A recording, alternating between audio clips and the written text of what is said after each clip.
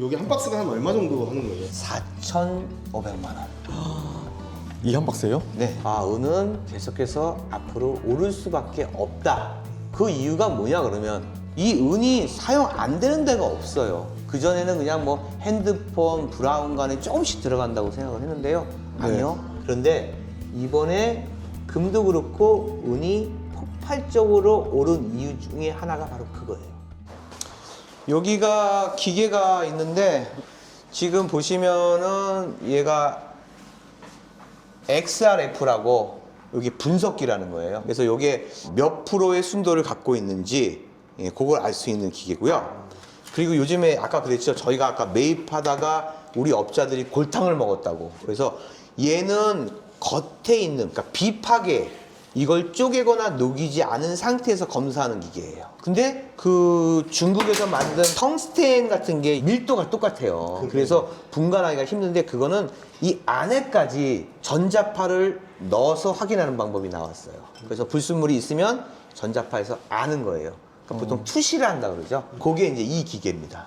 그래서 요즘에는 이렇게 해서 두 가지 또 하나가 있어요. 이제 비중계라 그래서 이제 저희가 일본에서 수입을 하는데 너무나 많은 사람들이 동시에 주문을 해갖고 지금 한 15일 정도 더 기다려요. 주문한 지 지금 2달 됐거든요. 근데 요즘에 그런 가짜 그런 걸 매입할 때 조심하라고 그런 기계들이 많이 발달되어 있으니까 그래서 저희들도 저희 소비자들한테 사람 말을 믿지 말고 기계를 믿으시라 해갖고 저희가 이렇게 돈이 좀 많이 들었어요, 이게. 그래도 요거를 확보해 놓으니까 소비자분들이 이제 믿음이 생긴 거죠. 그리고 여기서 현금 영수증 뽑듯이 이렇게 딱 나와요, 결과가. 그럼 사람들이 요걸 가져가고 밤에 잠을 잘 잤어요. 요거 한번 먼저 보여드리고. 예. 지금 요거 같은 경우에는 포나인 골드바예요.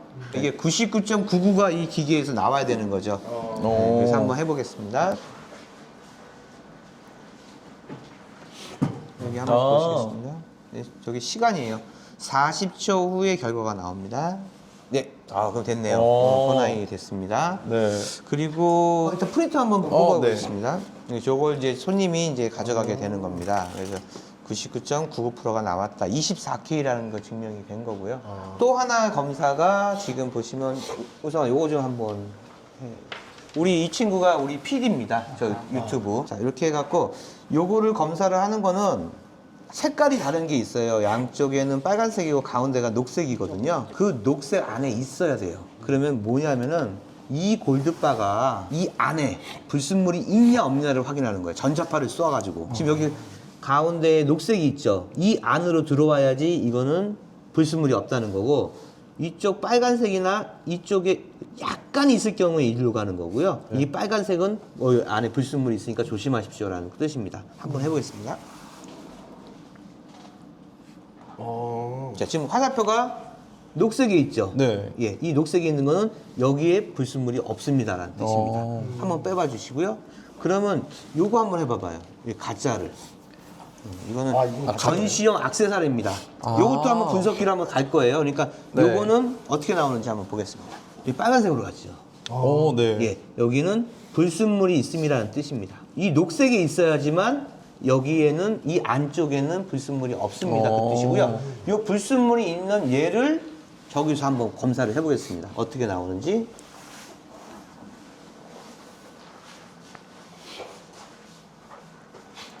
이거 같은 경우에는 안에 불순물이 있다는 걸 알고 하는 겁니다. 지금 여러 가지 성분이 많이 나오죠. 네. 네, 지금 금은 하나도 없어요.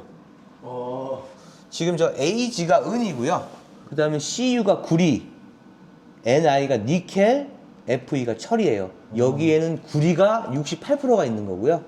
철이 26%입니다. 그러니까 이게 가짜라는 뜻입니다. 그래서 이런 거 같은 경우에는 지금 여기에 나왔을 때 이제 리포트에 어떻게 나오는지 한번 보겠습니다. 아주 이것저것 많이 나오네요. 예, 요건 이제 불순물이 다 몇 프로가 되어 있다는 게 나오는 겁니다. 신기하다. 예. 그리고 네. 아까 저희가 그 했던 반지, 요 반지가 몇 프로인지 한번 확인해 보겠습니다. 아까 14K로 나왔던. 네, 예. 지금 보시면은 58% 정도가 돼야지 14K거든요. 그리고 나머지는 뭐 여러 가지 금속이 있습니다. 그러니까 순금이 지금 저기 보신 55%에서 58%까지가 순금이다 그런 뜻입니다. 그 맥기 성분이 좀 나오나 보다. 이 코팅을 갖다가 화학적으로 광을 낸 거라서 다시 한번 해봐. 이게 14K면 금이 58이 나오면 되는 거죠. 그렇죠. 보통 우리가 14K, 18K라고 그러는데 이 안에 58.5, 585가 14K입니다. 아까 말씀을 드렸죠. 그게 이제 여기 순도가 순금이 네. 58.5%가 되어 있어야 14K예요. 18K는 뭐예요? 75%가 되어 있어야지 맞는 겁니다. 그 외에 나머지 퍼센테이지는 여러 가지 금속들이 섞여 있는 거예요. 58% 나왔네요. 네, 58%가 나왔습니다. 이 제품이 그렇게 나온 거고요. 대표님, 이 수저는 뭔가요? 아, 요 수조도 한번 해볼까요? 여기 잘 안 보이는데 뭐라고 돼 있어요? 70%. 이게 집에 우리 어머님들 보면은 이런 은수저 같은 거 하나씩 있어요. 네. 그러면은 이 은수저를 팔면은 생각보다 돈이 돼요. 근데 집에서 알 수 있는 방법. 요 뒤에 보면요. 여기가 700이라고 써 있을 거예요. 순은이 70%가 있다는 뜻입니다. 그래서 요것도 기계에 나오는지 한번 해보겠습니다. 시저 네. 숟가락 여기 70%가 나와 있으니까요. 요게 보통 은수저 같은 경우에는 하공 약품을 처리하기 때문에 여기 70%가 되어 있으면 한 65% 이상이 나와야 됩니다. 65%요? 네.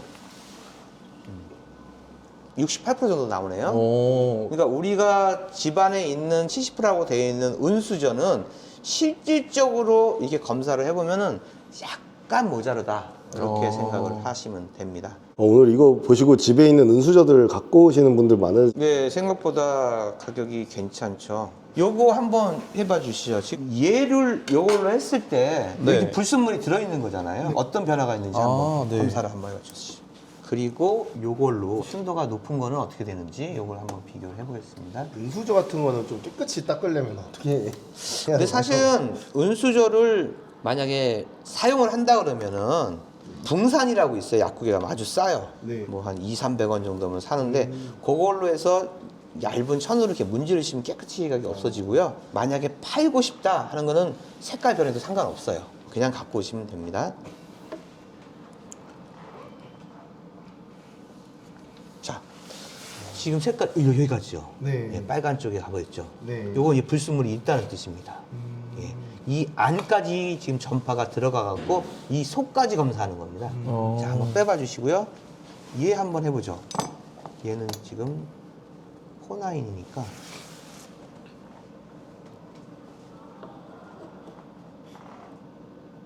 자, 보시면은 녹색으로 들어있죠. 네. 얘는 완벽하게 모든 게 99.99%로 되어 있다는 뜻입니다. 이건 지금 속을 보는 거예요. 쟤는 바깥을 보는 거예요. 그래서 이걸 복합적으로 해서 결론을 맺는 겁니다.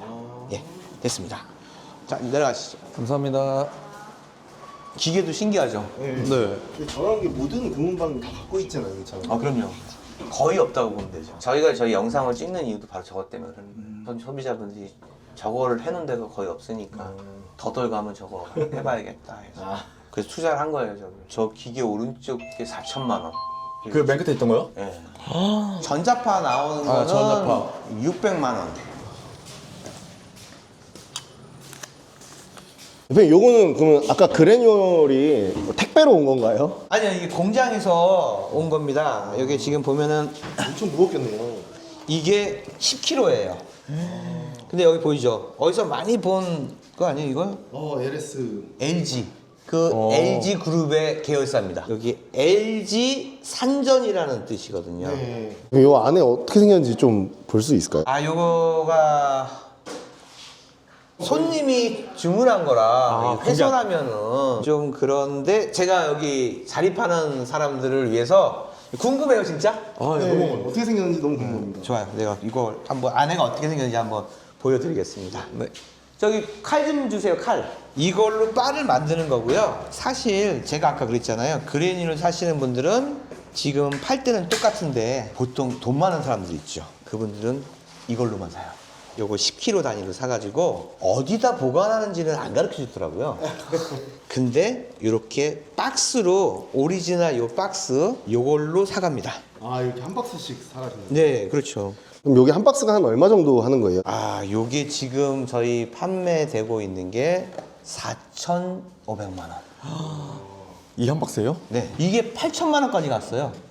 8천만 원이요? 이걸 구매하시는 고객님들은 이 박스채로 보관하시나요? 예, 이대로. 그분들도 알아요.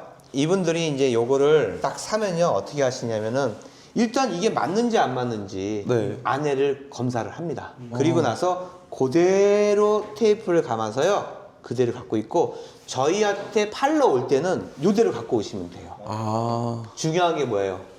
이 박스가 있어야 돼요. 이 박스가 그렇죠. 증표 같은 거예요? 그렇죠. 근데 이제 이걸 열어보면은 잘 안 열어드리는 겁니다, 진짜로. 감사합니다. 요거를 열어보면은 좀 놀랄 거예요. 주소만 보면 약간 택배 박스 같은데. 자, 봐봐요. 10kg가 비닐 하나에 이렇게 돼 있어요. 자, 이건 진공이에요. 색깔이 변하지 않아요. 이 비닐이 바로 LG에서 만든 비닐인데 웬만한 충격에도 이게 해가 되지 않아요. 이 박스가 왜 필요하냐면은 왜 그럴 수 있잖아요. 이게 LS 건지 순도가 99.9군지 네. 이런 복잡한 검사를 안 해도 그대로 뜯지 않고 갖고 계시면 저희가 바로 매입을 해드리는 거예요. 아, 그래서 요게 10kg입니다. 순도가 아주 좋은 LG 그룹에서 나온 LS MNM 요게 그래놀입니다. 이것도 금은방 같으면 이게 없어요. 이렇게 박스로요. 낱개로만 네. 있지. 근데 이제 여기 같은 경우에는 이거를 원하시는 분들은 뭐예요? 손님이 딱 왔다. 근데 왔는데 사장님 그 알갱이 같이 은단처럼 생긴 거는 하수죠. LS MNM까지 얘기하면서 그래놀이라고 얘기하는 박스 10kg짜리 얼마입니까 하는 사람은 고수예요. 그럼 저는 어떻게 돼요? 이분은 고수구나. 제가 딜을 할 때 참고를 하는 거죠. 그럼 이건 그 고객님 한 분이 다 구매하시는 거예요? 예, 지금 그 50kg는 한 분이 구입하신 거예요. 요거 같은 경우에는 어차피 손님이 확인한다 그러고 다 뜯어볼 수가 있고요. 이제 어떤 분들은 하나만 확인해 봅시다 라고 해서 하니까 요건 저희가 체크해서 어차피 뜯었으니까 요걸로 보여드리면 됩니다. 어떤 분들은 요 끈 있잖아요. 노란 끈 이거. 네. 하나만 있어. 저거 안 사려고 그래요. 두 개가 있어야 돼요. 아, 못 믿겠다. 네, 아니, 저거 상관없어요. 그래도 끝까지 두 개 얘기하시는 분이 있는데 손님마다 다 다르니까. 팔 때는 박스만 있으면 되는 거죠? 이 노란 끈이 아니라. 그렇죠. 박스만 있으면 되죠. 자, 봐봐요. 이게 지금 10kg에 아까 얼마나 그랬어요? 4,500만 원. 4,500만 원. 5개면 얼마예요? 2억 한 4천 될 것 같아요. 그죠. 이게 지금 2억이 넘는 거예요. 옛날에는 이거 쌀 때는요 100만 원대부터 사신 분들도 꽤 있어요. 우리 손님들 중에. 그분들은 금보다 오로지 은이었어요. 조그만 뭐 공구실 같은 게 있어요. 거기에 그냥 이렇게 싸놨대요. 이렇게 해서 그 비닐로 감아놨대요. 이게 돈으로 보이겠어요? 그냥 자재나 이렇게 뭐 쓰는 네. 그런 걸로 보일 거예요. 근데 그분도 이게 오르니까 다시 다 옮겨서 금고로 다 옮겼다. 지금은 이제 아주 인기가 좋은 거죠. 와, 그분들은 그럼 다 예상을 했다는 거네요. 그분은요 은 1kg에 60만 원대부터 모았어요. 그러니까 저도 그분이 처음에 은에 대해서 막 얘기를 했을 때 저도 의아했어요. 아니 왜 이렇게 은을 사세요? 금 사시라니까요. 저는 금보다 은이 훨씬 더 많이 오를 거라고 생각합니다. 하면서 제가 공부가 시작된 거예요. 앞으로는 은이 이렇게 돼가지고 이렇게 될 겁니다. 그 얘기를 듣고 저도 공부를 하기 시작했죠. 공부를 막 하다 보니까 아 이래서 은이 오를 수밖에 없는 거구나. 그때 이제 제가 유튜브로 이제 얘기를 하기 시작한 거고요. 그게 적중을 해갖고 지금의 은값이 된 겁니다. 대표님 사실 은 전문가기도 하시잖아요. 예. 이거 보시는 시청자분들이 좀 은을 사고 싶다. 그런 하루라도 빨리 사는 게 좋을까요? 전문가의 한 100명 중에 한 명이라고 생각해 주시는 게 좋고요. 제 말이 무조건 맞다고 얘기해서도 안 되고 또 그렇게 들으셔도 안 돼요. 근데 제가 생각한 제 소견에 의하면 아, 은은 계속해서 앞으로 오를 수밖에 없다. 그 이유가 뭐냐 그러면 은 같은 경우에는요 4차 산업, 미래 산업 앞으로 우리가 대처할 수 없는 이 미래 산업에 너무나 많이 사용이 됩니다. 이 사용하는 은이 무한대로 나오는 게 아니기 때문에 그런 거예요. 이제는 채굴할 수 있는 양이 거의 정해져 있고요. 근데 사용할 수 있는 양이 훨씬 많아지고 있습니다. 2025년도만 해도 은이 100이 필요한데요. 공급된 양은 80밖에 안 됐어요. 그러면 나머지 20%는 어디서 충당했는지 아세요? 그 전에 갖고 있는 재고, 그걸로 충당한 상황이에요. 그러니까 이 은이 사용 안 되는 데가 없어요. 그전에는 그냥 뭐 핸드폰, 브라운관에 조금씩 들어간다고 생각을 했는데요. 아니요. 심지어는 이번에 토마호크 미사일 같은 경우 전쟁의 서막을 알리는 게 토마호크 미사일이에요. 왜? 장거리 미사일이니까 그게 전쟁이 시작되는 표시거든요. 그거 하나 빵 터지면요. 34톤의 은이 없어집니다. 증발. 이거는 재생도 못하는 거예요. 그냥 녹아내리는 거고요. 그 다음에 태양광. 태양광이 지금 우리가 생각할 때는 뭐 화력, 수력 뭐 이런 것들이 원시적인 거라고 생각을 하는데 아니에요. 이게 미래 산업입니다. 거기에 있는 태양을 받아서 전기를 일으키, 에너지를 일으키는 그 쉘이라는 부분이 다 은으로 만들어진 거예요. 근데 그럼 왜 그런 걸 은으로 쓸까요? 모든 광물질 중에서 열 전도율하고 그다음에 빛 전도율이 제일 높은 게 은이에요. 근데 은이 좀 비싸잖아요. 그래서 대신 쓰는 게 구리예요. 구리를 엄청나게 많이 쓰죠. 그렇지만 정교하고 비싸고 꼭 있어야 될 곳은 은이 들어가는 거예요.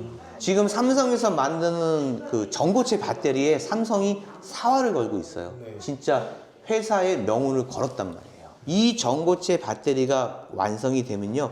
모든 제품, 모든 전기차에 다 쓸 거고요. 이온이라 그럴까요? 전기라 그럴까요? 이게 이제 플러스 마이너스가 있어서 이 모든 원리가 모든 전자제품에 들어갑니다. 전기차에만 들어가는 게 아니고요. 바로 그 무시무시한 미사일에도 들어가요. 전기차들 뭐 불나가고 다 전소되는 게 바로 그게 액화 때문에 그래요. 근데 이거를 고체화 하겠다는 겁니다.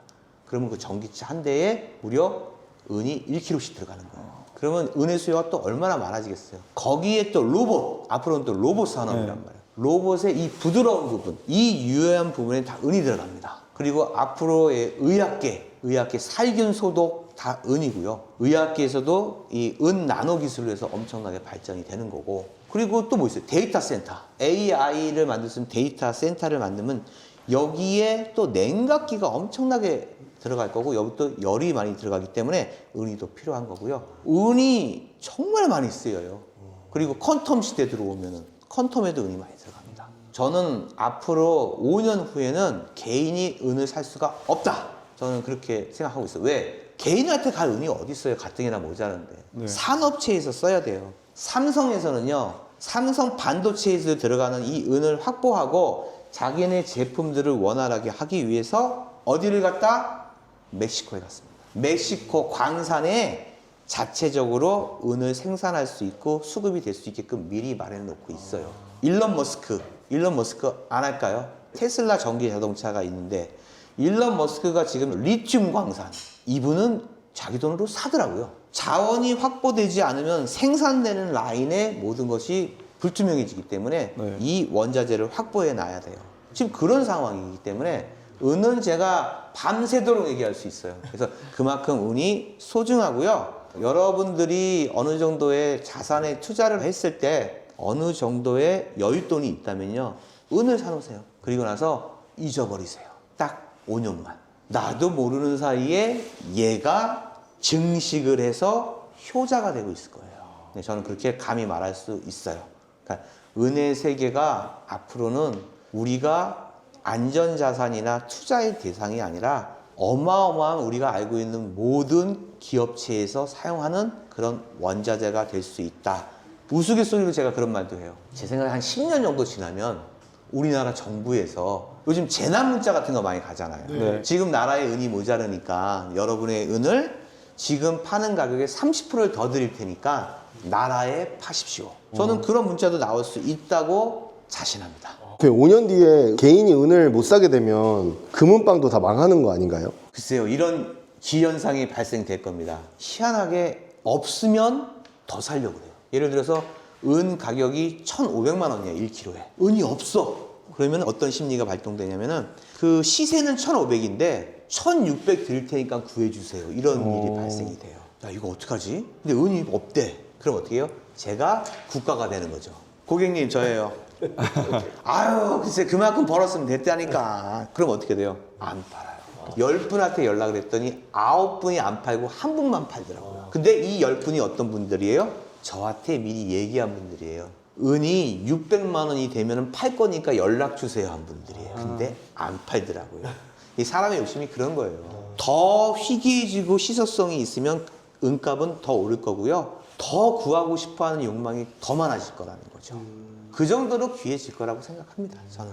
요새 ETF로도 많이 금은을 막 사거나 아니면 구매 방법이 되게 다양하잖아요. 제가 그거에 대해서 정확하게 정리를 해드릴게요. 금이나 은을 금은방에서 돈을 지불하고 사는 거는 실물이에요. 실제로 그 물건을 내가 돈을 주고 내가 가져가는 거예요. 근데 우리가 이제 은행이나 아니면 금 거래소나 이런 쪽에서 거래하는 거는요, 종이금, 종이은이에요. 아까 말씀하신 선물, 옵션, ETF, 펀드 이런 모든 상품과 파생 상품들은요, 전부 실물로 움직이는 게 아니에요. 숫자만 움직이는 겁니다. 그러니까 예를 들어 선물 같은 경우에 내가 이 시세보다 앞으로 오를 것이라고 해서 딱 책정을 하면요, 만약에 진짜로 올랐으면 내가 책정한 만큼의 레버리지를 사용할 수도 있고 안 할 수도 있는데 거기에 대한 이익이 통장으로 꽂히는 거예요. 실질적으로 금은 움직이지 않았어요. 은도 움직이지 않았어요. 네. 이게 어느 정도 비율이냐면 공개 석상으로 발표한 그거는요, 은이 300개를 주문하면요, 거기서 299개는 다 종이은이에요. 한 개만 실물은이에요. 파생 상품까지 합치게 되면요, 1000개가 넘어요. 1000개 중에 한 개만 실물이 움직이는 거예요. 그런데 이번에 금도 그렇고 은이 폭발적으로 오른 이유 중에 하나가 바로 그거예요.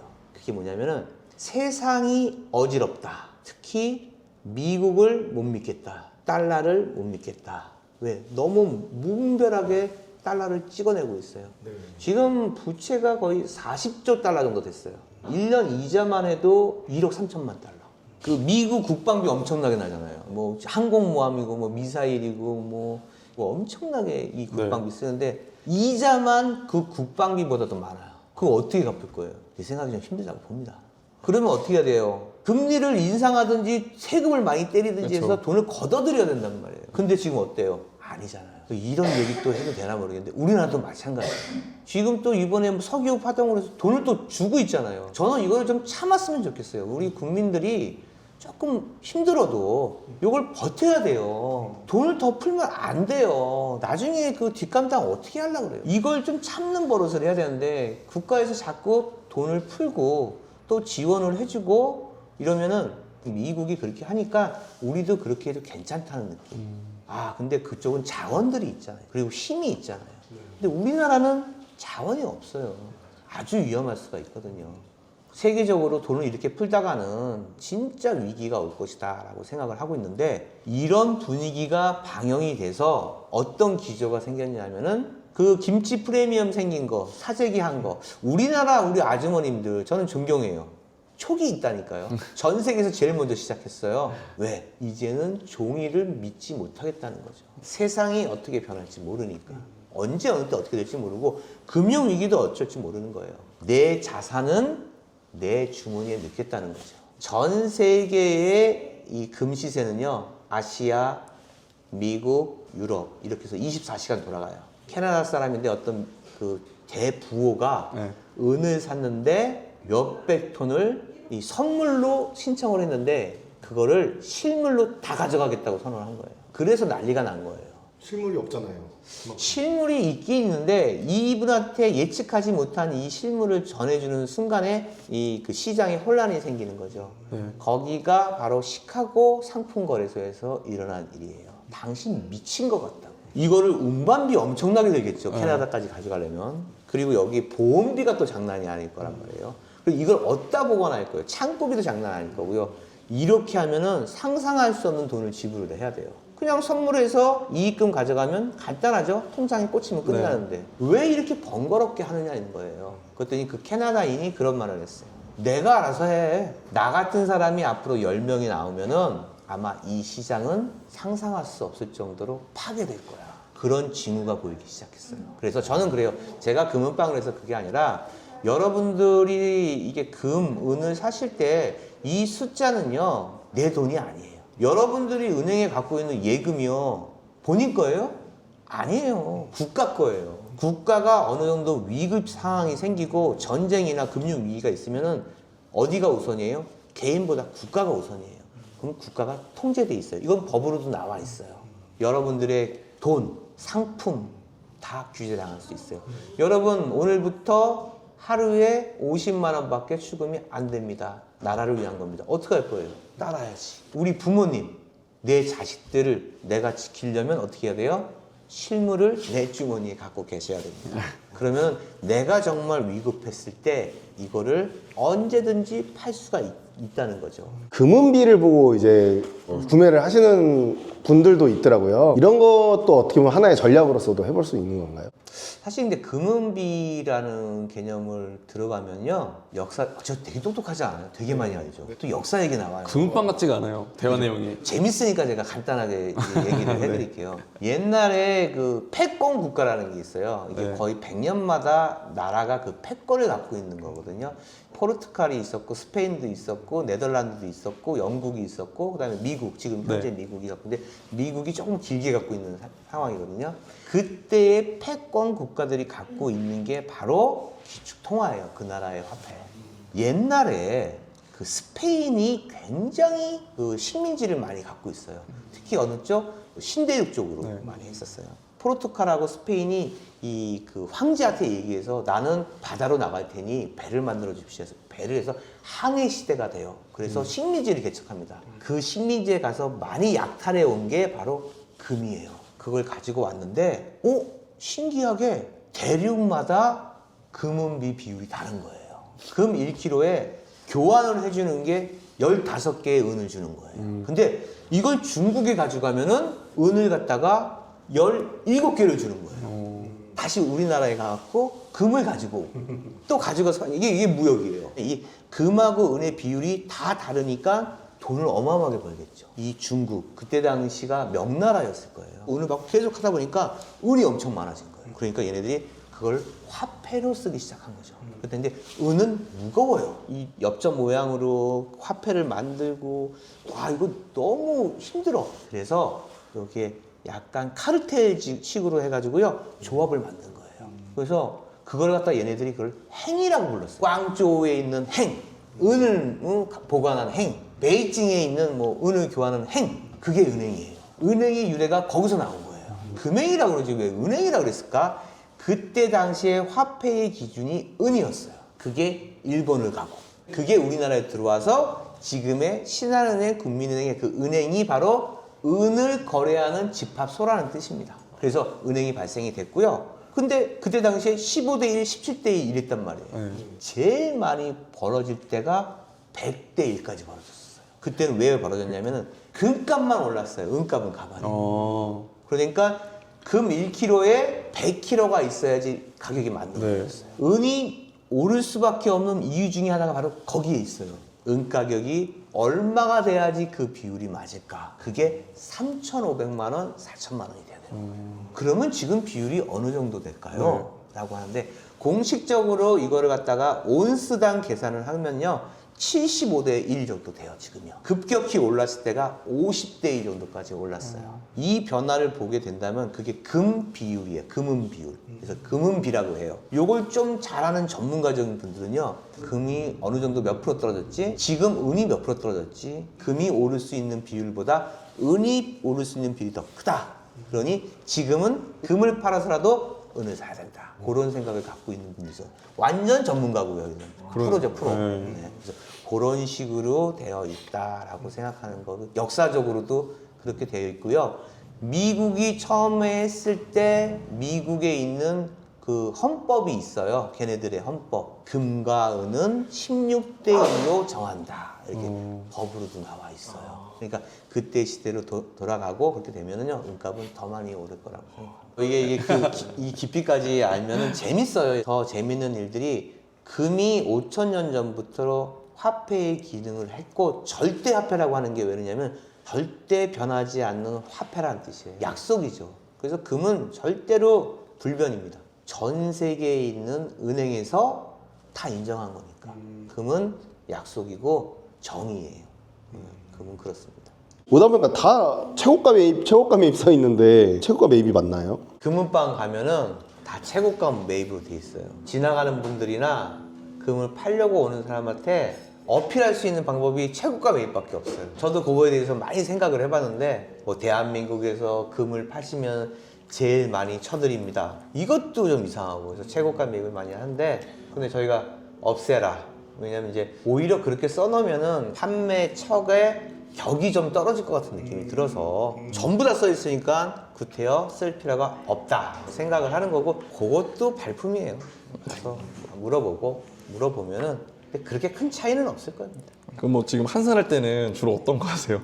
저희 직원들하고 한시도 놀질 않아요. 요럴 땐 요렇게 하고 요럴 땐 요렇게 하는 매뉴얼이 있어야 돼요. 그래서 직원들로 하여금 얘기하지 않아도 이 매뉴얼대로 움직이는 게 습관화되면은 저절로 발전할 수밖에 없어요. 그렇게 해서 계속 톱니바퀴식으로 계속해서 발전해 나가는 게 최고인 것 같아요. 은값하고 금값이 계속 오르다가 어제 좀 떨어졌거든요. 오늘 다시 금값과 은값이 오르고 있어요.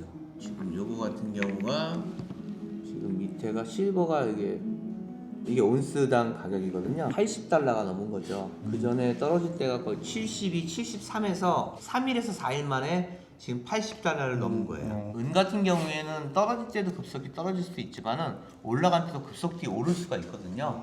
그러니까 이런 징조로 보면은 은값이 이제는 하향 곡선을 벗어나서 상승 곡선으로 접어들었다라고 저희 전문가들은 이렇게 딱 판단을 하기 시작하는 겁니다. 그리고 지금 문제는 뭐냐면요. 오늘 환율이 굉장히 많이 올랐어요. 20원 올랐어요. 이런 게 있어요. 소비자분들이 그래요.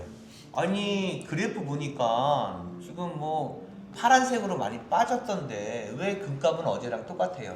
이렇게 질문하시는 분들이죠. 그건 왜 그런지 알아요? 우리나라 환율이 올라서 그런 거예요. 금 시세하고 각 나라마다 왜 금값이 다른지 아세요? 그 나라의 환율이 다르기 때문에 그런 거예요. 그러니까 금값이 떨어져도 우리나라의 환율이 오르면요 금값은 똑같은 거예요. 일반 소비자분들 그런 거 잘 모르니까 뭐 딴 업체들을 제가 소개시켜서 뭐하지만 만약에 도움이 되는 거니까 나 금을 샀는데 은을 좀 샀는데 맨날 금은방에 전화해서 물어보기도 좀 그렇고 하니까 좀 뭐 알 수 있는 방법이 없을까요? 한국금거래소 앱에 찾아보면 있어요. 한국금거래소 앱을 찾아서 여기다 저장해 놓으면요 실시간으로 금이 올랐는지 내렸는지 알 수 있어요. 그걸 보시고 환율도 오르고 내리는 거에 대해서 같이 보시면은 어느 정도 감이 와요. 그렇게 해서 한번 보시는 게 좋습니다. 예전에는 김프가 엄청 높았다가 최근에는 역김프 현상도 나오긴 하더라고요. 그런 것도 좀 환율이랑 좀 관련이 있는 건가요? 환율하고 아주 밀접하게 관련이 있죠. 김치 프리미엄이라는 그거는요 이제까지 이슈가 된 게 바로 그 KRX라고 그 한국거래소라는 데가 있거든요. 이 한국거래소에서 취급하는 모든 금들은 우리나라의 재련 공장에서 나오는 금을 사용하기로 약정을 했기 때문에 그런 거예요. 그러니까 외국에서 금을 수입을 해서 판매를 하는 게 아니라 우리나라에 있는 금을 재련 공장에서 가지고 와서 판매를 했기 때문에 그런 거예요. 그런데 갑자기 어느 날 우리나라에서 갑자기 금을 사재기 하듯이 많이 사니까 이게 금은 한정돼 있고 사는 사람이 많아지면 가격이 오르거든요. 그래서 외국에 있는 시세보다 우리나라 금 시세가 10%에서 15% 비싼 적이 있었어요. 그게 2025년이거든요. 내가 우리나라에서 금을 사는데 외국에서 더 싼데 이거 좀 그런 거 아니야? 아닙니다. 그런 경우가 1년에서 한두 달 정도밖에 없는 거고요. 반대적으로 지금은 그래요. 한 달 전만 해도 그랬어요. 우리나라 금이 지금 더 싸요. 외국보다. 그래서 역으로 이제는 수출을 하는 거예요. 우리나라 금이 비싸면 외국에서 들여오죠. 그런 원리처럼 되어 있기 때문에 그런 일이 있었는데 그게 전체인 양 얘기하는 매스컴이나 이런 방송 매체 그런 것도 있는데 그건 잘못된 거예요. 국제 시세에 비례해서 오르고 내리고 같이 가는 그런 게 있으니까 또 아까 얘기한 대로 환율하고 관계가 있어요. 아르헨티나, 터키 이런 나라들은요 물가가 엄청나게 비싸요. 거기는 환율이 어마어마해요. 그럼 어떻게 됐어요? 금값도 엄청 비쌉니다. 나라마다 이런 게 다르다는 걸 알고요. 뭐 김치 프레임 같은 거 생기면은 나 외국 여행 가서 금 사갖고 올래. 그러다 걸리면은 큰일 납니다. 밀수입니다. 네, 그렇게 하시면 안 됩니다. 예, 이제 두 분 너무 고생 많았고요. 저도 이제 장사를 해야 되니까 손님 받아야 되고 또 상담도 해야 되니까 오늘은 여기서 마무리하는 걸로 하겠습니다. 어떠세요? 네. 너무 공부를 많이 해갖고 오셔갖고 제가 와 세상에 질문 이렇게 많이 하는 사람 처음 봤어요. 예, 오늘 너무 고생하셨고요. 예, 이걸로 마무리하는 걸로 하겠습니다. 네, 오늘 너무 고생하셨습니다. 고생하셨습니다. 네, 감사합니다. 네, 안녕히 가세요. 감사합니다. 감상하십시오. 들어가세요. 네.